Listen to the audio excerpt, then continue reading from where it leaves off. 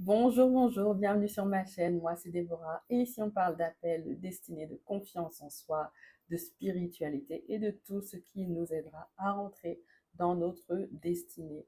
Aujourd'hui, encore une fois, on va se pencher sur le témoignage, le partage d'une personne qui passe par une situation compliquée, une situation dans laquelle beaucoup d'entre nous peuvent se reconnaître. Alors, c'est parti pour la lecture. Cette fois, c'est pas long, je vous assure. Donc cette personne demande comment ne pas devenir amer, comment ne pas tomber dans l'amertume. Donc c'est parti. J'ai 24 ans, il s'agit d'un homme. Il y a 5 ans, j'étais quelqu'un de super positif. Je commençais une nouvelle formation, je découvrais de nouveaux hobbies. Bref, tout un horizon s'ouvrait devant moi. C'était comme une page blanche, je pouvais devenir qui je voulais et j'étais déterminée à être le gars. Mais avec du recul, je me rends compte que c'était surtout un rêve. Pendant cette période, j'ai commencé puis arrêté plusieurs amitiés. Parfois, on m'a laissé de côté parce que je ne correspondais pas à ce qu'on attendait de moi. D'autres fois, c'est moi qui ai coupé les ponts parce que je ne supportais pas certains comportements toxiques. J'ai aussi essayé de dater plusieurs fois, donc il a essayé d'avoir des relations. Toutes ces tentatives ont échoué. Ensuite, je suis entrée dans le monde du travail. J'ai vécu des situations vraiment dures, mais je tenais bon parce que je poursuivais mon rêve et je gagnais enfin ma vie. Puis ma boîte m'a licenciée. Depuis presque 2 mois, je cherche un job dans mon domaine. Je me bats, mais je n'ai toujours rien trouvé. Et entre-temps, je suis devenue quelqu'un de très amer. Je n'aime pas ce que je suis en train de devenir. Mon moi d'il y a 5 ans serait choqué, voire dégoûté. Aujourd'hui, mon plus grand défi, c'est de garder la tête haute parce que j'ai l'impression d'avoir touché le fond. Plus d'amis, pas de relations, pas de travail. Le seul endroit où où je trouve, un peu de paix, c'est auprès de ma famille, dans ma religion et dans mes hobbies. Maintenant, j'aimerais savoir comment je peux arrêter d'être aussi amère face à la vie. Et moi, j'ai envie de reformuler cette question en disant comment garder son cœur dans les temps d'échec et de crise. Alors c'est parti, on va essayer d'y répondre. Non, on va pas essayer, on va y répondre ensemble. Comment garder son cœur, comment ne pas devenir amer quand on passe par des temps difficiles. Et pour cela, je vais tout simplement reprendre un enseignement de mon pasteur, de mon père, le pasteur docteur Serge Azébazé, qui nous avait enseigné sur cette bénédiction que Dieu veut manifester à travers des limites. Et on va d'abord reprendre un peu le témoignage de ce jeune homme donc il nous explique qu'il avait des rêves, il avait des plans, il avait des projets, et on le sait ici, ou peut-être que vous ne le savez pas si vous êtes nouveau dans la foi ou nouveau sur cette chaîne. Eh bien, c'est bien beau d'avoir des projets. La Bible nous dit dans Proverbe 16, verset 9, le cœur de l'homme médite sa voie, mais c'est l'Éternel qui dirige ses pas. Donc on peut bien avoir toutes sortes de projets, toutes sortes de rêves. La Bible nous dit aussi que telle voie paraît droite à l'homme, mais son issue c'est la mort. Et j'ai l'impression que ce jeune homme se retrouve un peu dans cette situation où il avait déjà tout tracé, il avait tout prévu, il avait son petit plan, il savait comment devenir that guy, comme on dit en anglais. Donc, ah oui, je ne l'ai pas dit au début, mais c'est un témoignage qui a été traduit de l'anglais vers le français. Donc, voilà quoi, il savait comment devenir le GOAT de sa propre vie. Et puis finalement, patatras, rien ne s'est passé comme prévu. Et c'est ce qui est en train de se passer avec beaucoup de gens. J'ai l'impression, c'est dans cette génération. Beaucoup de personnes, les choses ne sont plus comme avant. Ce n'est plus comme la génération de nos parents ou même de nos très grands frères si on a un écart d'âge assez important avec nos grands frères, grandes sœurs. Ou c'était l'époque où tu faisais telles études et puis tu travaillais dans le domaine de tes études et puis tu restais dans la même boîte pendant 10 ans ou même pendant tout le temps de ta carrière jusqu'à ta retraite. Maintenant, c'est vraiment plus comme ça. Les gens se cherchent, les gens ont un vide en eux et ce vide, évidemment, c'est Jésus-Christ. Mais on va essayer d'expliquer donc pourquoi ce jeune homme se sent mal, pourquoi l'amertume est en train de gagner son cœur. Et si c'est votre cas, je vous assure qu'à la fin de cette vidéo, si vous respectez les conseils donnés, c'est impossible que l'amertume demeure dans vos cœurs. Alors la première chose que Dieu veut nous apprendre à travers les situations où on se sent limité, à travers les temps de crise, à travers les temps d'échec, c'est que, en fait, Dieu nous révèle ce sur quoi notre foi est fondée. Il nous révèle ce sur quoi notre foi est fondée afin que l'on puisse prendre la décision de s'appuyer sur lui. Parce que quand tu commences à déprimer parce que tu as perdu ton travail, parce que tu as perdu une relation, un ami, parce que tu as perdu une source de revenus, ça révèle en fait que ta foi, ta joie était fondée sur ce bien-là, sur ce travail-là, sur ce revenu-là, sur cette amitié-là. C'est normal, attention, c'est normal de pouvoir ressentir de la tristesse. Mais si tu laisses entrer l'amertume dans ton cœur et que tu deviens une personne donc amère et que ça devient ton nouveau mood, cela signifie que la base, le fondement de ta foi n'était pas bon. Donc, c'est le moment de te réajuster. Dieu, le Seigneur te tend la main pour que tu puisses te réajuster. Parce que la Bible dit que, en Proverbe 11, verset 28, celui qui se confie dans ses richesses tombera. Et dit aussi, la Bible dit aussi en Jérémie 17, verset 5, maudit soit l'homme qui se confie dans l'homme. Mais on sait que celui qui se confie en l'Éternel renouvelle ses forces et il prend son envol comme l'aigle. Celui qui se confie en l'Éternel, il trouve dans son cœur des chemins tout tracés. Ça, c'est le verset qu'on dit quasiment dans toutes les vidéos de cette chaîne. Donc, cette personne qui est perdue, on le verra dans les points suivants, vraiment, si toi, tu es dans ce cas et tu te sens perdu, tu sens que l'amertume, la tristesse est en train de gangréner ton cœur, c'est le moment de faire en fait un état des lieux de ton cœur pour savoir ce sur quoi était vraiment basée ta foi, ta joie, ton enthousiasme, ton espoir dans l'avenir. Donc ça, c'est le premier point et c'est véritablement une bénédiction de pouvoir se réajuster et de s'appuyer sur le Seigneur Jésus-Christ. Ensuite, la deuxième chose, c'est que ce temps d'échec, de limitation, de galère va te pousser à crier à Dieu. Bon, ou alors à murmurer. Mais attention, la Bible est claire, il y a deux chemins devant nous. Tu peux choisir la mort ou tu peux choisir la vie. Et on le voit lors de la sortie d'Égypte du peuple hébreu avant d'arriver en Canaan. Le Seigneur leur a dit qu'il les traiterait selon leur murmure. Mais ce ne sera pas ton partage au nom de Jésus. Parce que à partir de maintenant, tu vas prendre la décision de cesser de murmurer, mais plutôt de crier à Dieu. Parce que la Bible nous dit que quand le juste crie, l'Éternel entend et il le délivre de toutes ses détresses. Donc c'est véritablement, au lieu de te plaindre, au lieu de ruminer, de broyer du noir, c'est le moment de t'accrocher à Dieu et de crier à lui parce qu'il n'attend que ça pour te sortir de la détresse, pour te sortir de la fosse.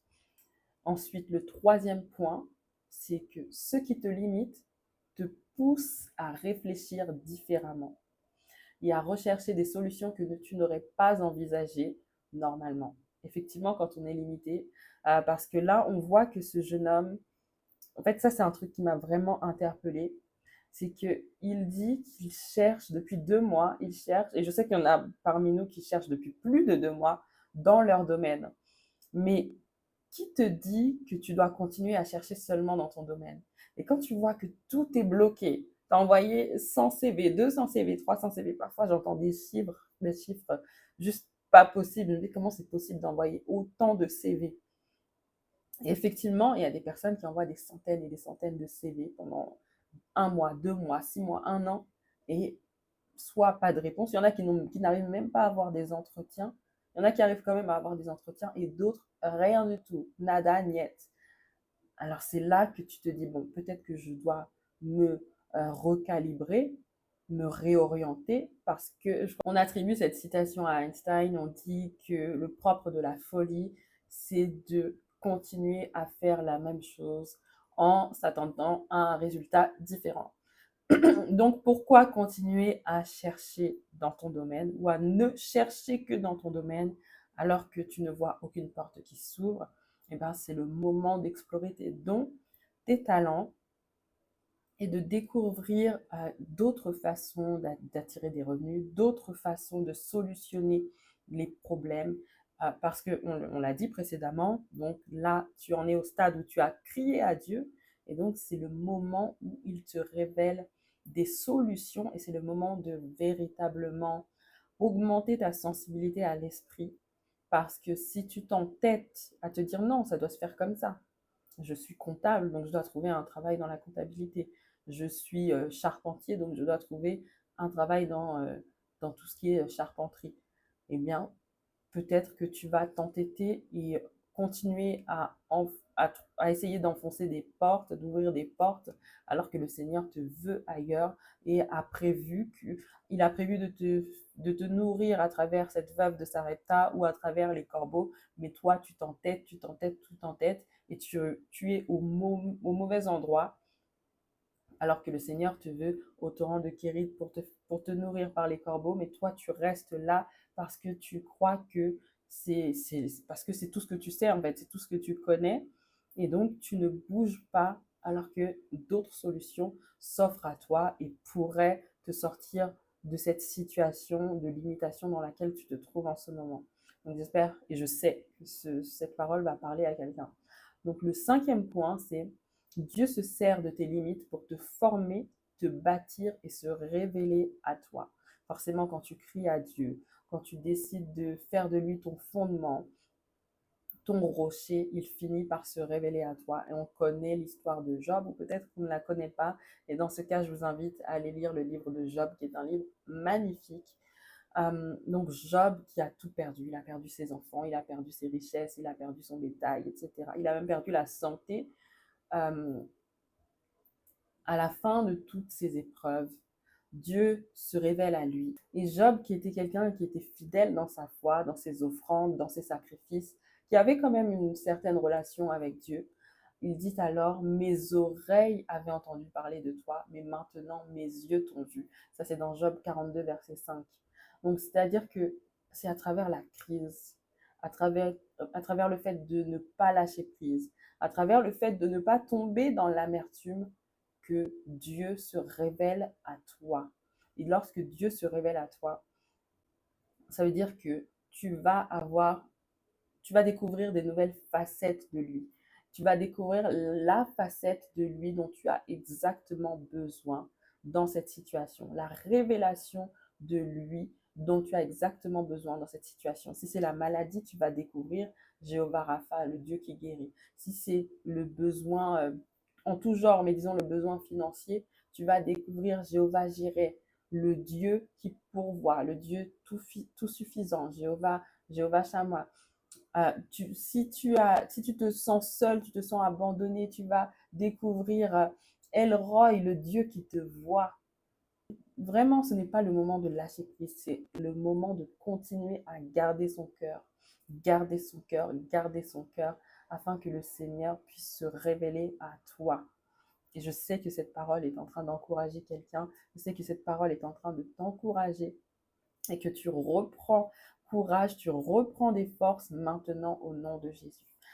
La bénédiction numéro 5, c'est que les limitations servent à activer ton véritable potentiel.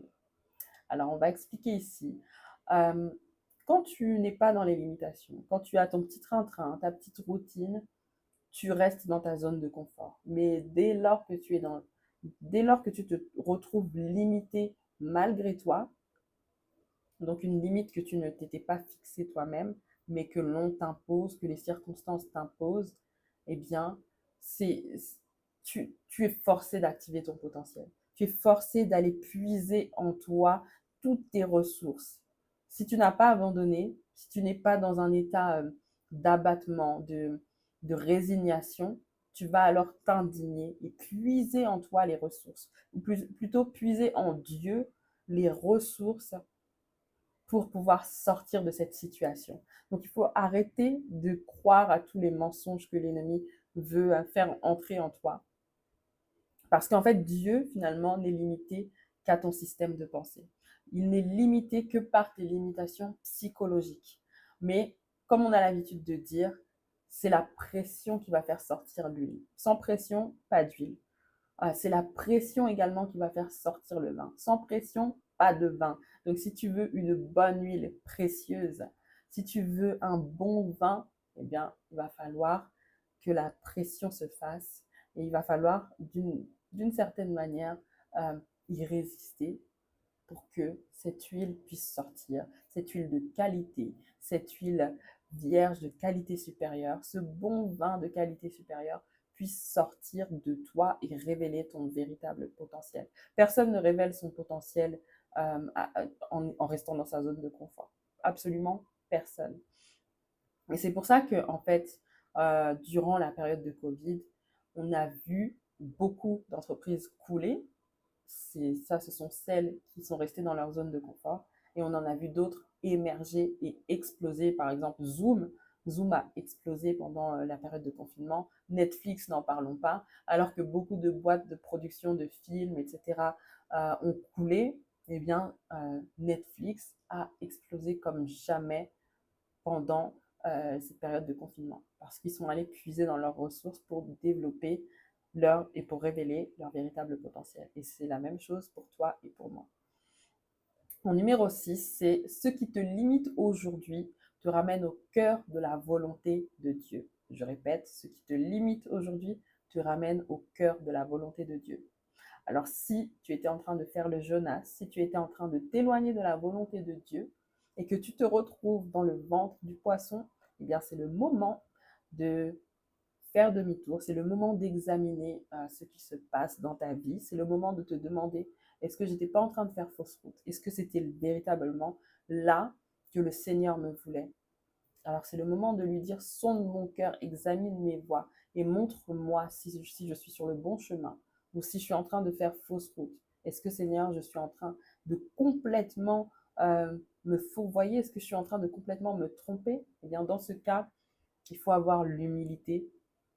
Parce que de toute façon, le jeune homme de ce témoignage dit qu'il a touché le fond. Donc, en soi, on va dire qu'il n'y a plus rien à perdre.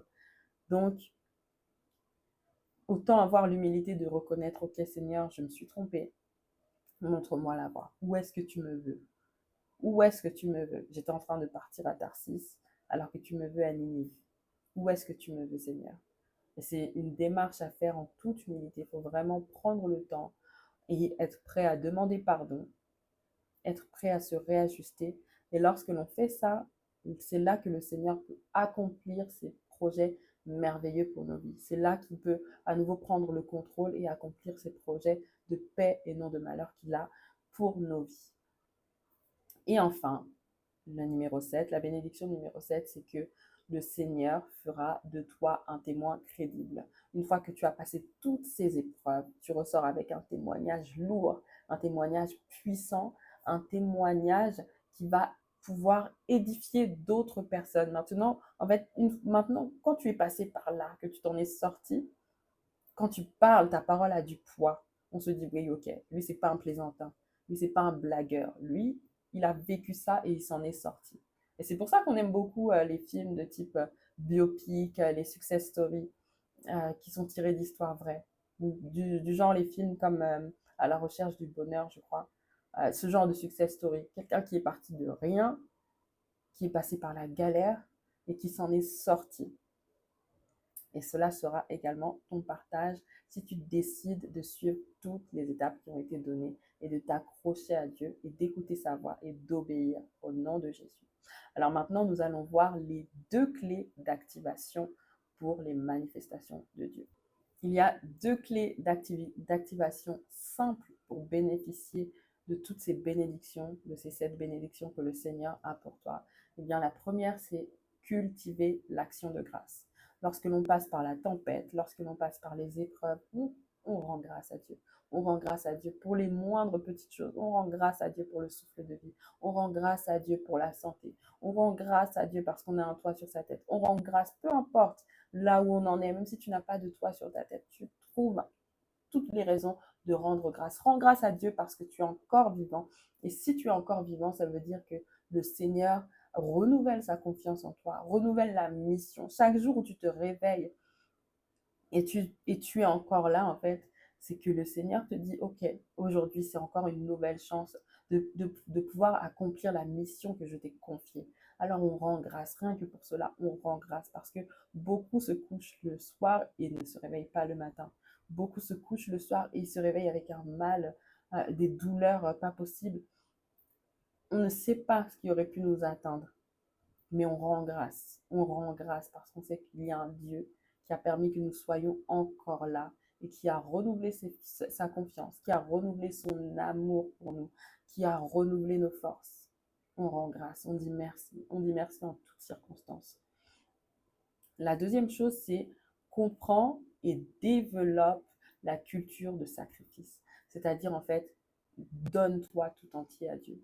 Et c'est dans ces situations-là que c'est plus facile de le faire parce que littéralement, on n'a rien à perdre. C'est pour ça que la Bible dit que c'est plus difficile pour un riche d'entrer au royaume des cieux que pour un chameau d'entrer par le trou d'une aiguille. Parce que plus on a des choses à perdre selon les critères du monde, plus c'est compliqué pour nous de se donner tout entier. Donc, dans les moments de crise comme ça, où tu n'as pas de travail, tu n'as pas, pas de relation, tout le monde t'a lâché, c'est le meilleur moment, c'est le moment le plus simple de se donner à Dieu parce que littéralement, on n'a rien à perdre. Donc, offre ton corps en sacrifice, sers le Seigneur, même quand tu es fatigué. Offre ton cœur en sacrifice, sers le Seigneur, même quand tu es triste. Rends grâce, même quand tu es triste. Sers le Seigneur avec tes biens, avec tes trésors, tout ce que tu as, avec tout ce que tu as, avec tout ce que tu es, sers le Seigneur et sers le Seigneur. Quand tu développes la culture de te donner tout entier, je t'assure que te dire de donner la dîme, donc c'est-à-dire 10% de tes revenus, ça devient rien en fait. C'est même maintenant, ça devient même trop facile. Et de toi-même, tu vas décider d'augmenter parce que tu te dis, Seigneur, tout ce que j'ai n'est que le fruit de ta grâce, alors je te le rends. Et lorsque tu actives, tu te sers de ces deux clés-là, tu ne peux que manifester les bénédictions de Dieu pour ta vie. Tu ne vas plus te retrouver dans le manque. Peut-être que tu vas te retrouver dans des périodes où ce sont les corbeaux qui vont te nourrir, mais tu ne manqueras pas. Il y aura toujours quelqu'un pour te tendre la main, il y aura toujours quelqu'un pour t'aider, il y aura toujours des connexions sur ton chemin. Après, il faut aussi être patient et il faut persévérer. Parce que la Bible dit que en Romains 5, versets 3 à 4, bien plus, nous nous glorifions même des afflictions, sachant que l'affliction produit la persévérance la victoire dans l'épreuve, et cette victoire, l'espérance. Donc les afflictions font partie de la vie, elles font partie de la vie du chrétien également. Ce n'est pas un chemin tranquille d'être en Christ, mais on vit les afflictions différemment et même on s'en réjouit parce que de ces afflictions, de ces moments difficiles, naissent la persévérance. De la persévérance naît la victoire parce qu'on est plus que vainqueur en Jésus-Christ. On est déjà victorieux. Jésus a déjà tout gagné, tout vaincu. Il a déjà vaincu l'ennemi pour nous. Et nous, tout ce qu'on a à faire, c'est de croire et d'obéir afin que toutes ces victoires soient manifestées dans nos vies. Et lorsque l'on obtient toutes ces victoires, avant même de les voir toutes manifestées dans nos vies, eh bien, l'espérance monte en nous. L'espérance de ce qu'il y a une vie, notre véritable vie qui nous attend après cette vie-là. Et on ne peut que se tenir dans l'action de grâce. Et dans ce cas-là, c'est impossible de ne pas garder son cœur, c'est impossible de laisser rentrer l'amertume dans nos cœurs. Donc j'espère que cette vidéo vous a béni. Moi j'ai été grandement bénie en la faisant, ça m'a permis de me replonger dans cet enseignement, dans mes notes qui étaient dans mon téléphone et que j'avoue que je n'avais pas forcément ruminé, que je n'avais pas forcément avalé. Et maintenant, cet enseignement est à nouveau frais dans ma tête et moi-même, je suis exaltée. Donc, je vous dis à très bientôt pour la prochaine vidéo. Que Dieu vous bénisse. Vous êtes des créatures absolument, totalement merveilleuses. Bye bye.